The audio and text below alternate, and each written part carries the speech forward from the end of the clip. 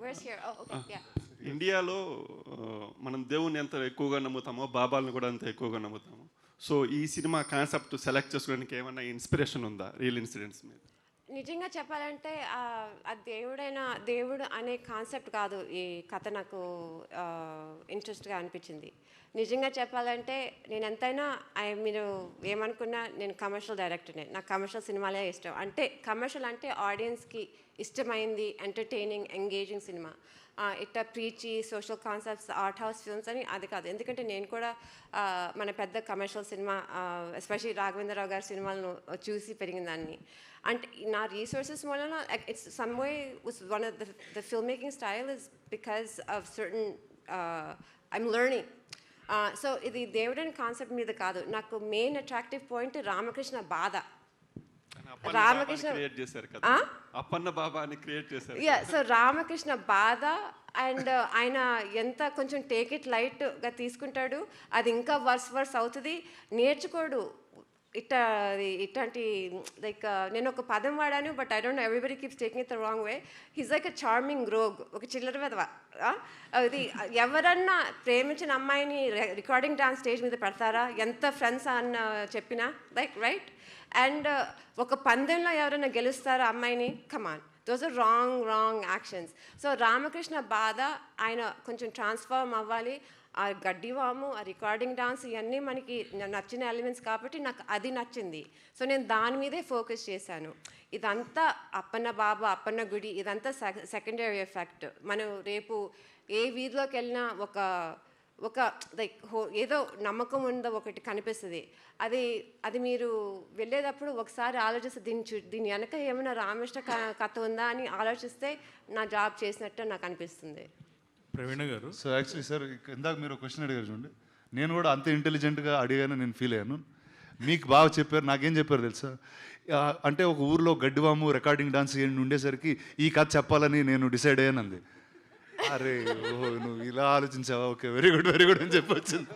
So నాకు అది first వచ్చిన ఆన్సర్ అదండి. సో అది చెప్పాలనుకున్నా ఈరోజు. రానా గారు హియర్. రానా గారు, ఎస్ అమ్మో, కొందరు మంచి సినిమాలు తీస్తారు, కొందరు డబ్బులు వచ్చిన సినిమాలు తీస్తారు, కానీ మీరు అవార్డ్ విన్నింగ్ ఫిలిమ్సే తీస్తున్నారు ప్రీవియస్గా. సో అన్నిటికీ డబ్బులు వస్తున్నాయి చూసావా.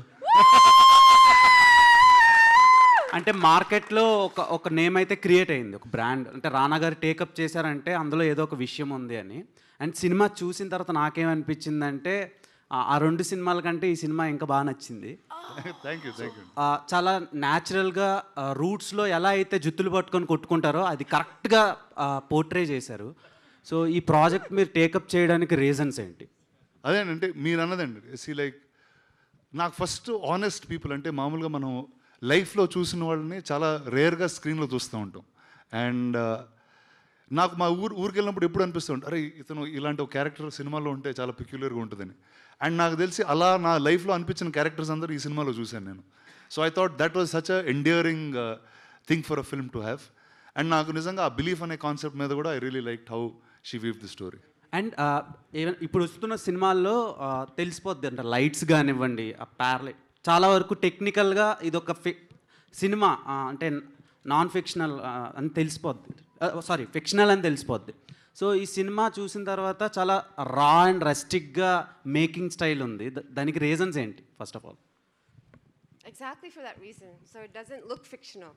తెలుగులో మాట్లాడు. అది ఆ ఫిల్మ్ మేకింగ్ స్టైల్ అంతే కదా. ఇది ఒక లైక్ స్పెక్టికల్ కాదు.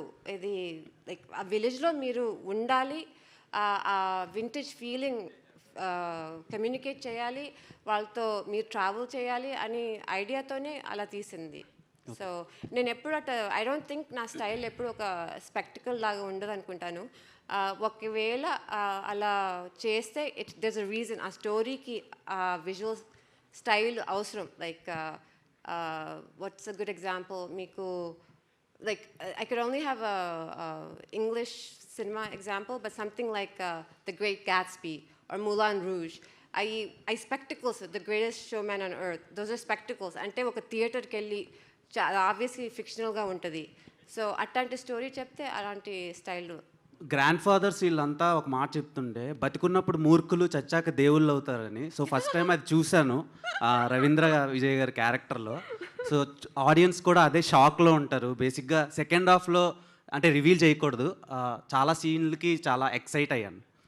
సో రవీంద్ర విజయ్ గారు ఈ క్యారెక్టర్ని మీరు చూస్ చేసుకోవడానికి రీజన్స్ ఏంటి? అండ్ మీరు ఏవైతే ప్రాజెక్ట్స్లో ఇన్వాల్వ్ అవుతున్నారో, క్యాస్ట్ చేస్తున్నారో మిమ్మల్ని, సో ఆ ఫిలిమ్స్ అన్నీ హిట్లు అవుతున్నాయి.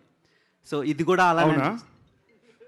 Okay, hope that becomes true and the truth continuous.